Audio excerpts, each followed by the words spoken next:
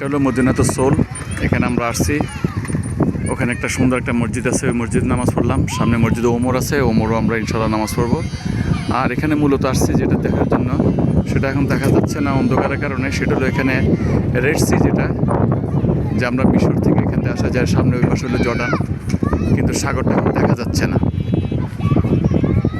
এই সবাই এখানে পিছিয়ে দাঁড়ানো আছে, কিন্তু সাগরটা এখন বোঝা যাচ্ছে না। আসলে মূলত সাগরটা দেখার জন্য আসছি। তবে চাঁদটা উঠে গেছে,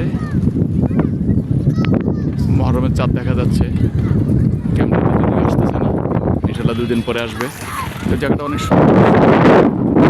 এটা জিদ্দা থেকে 150 কিলোমিটার দূরে।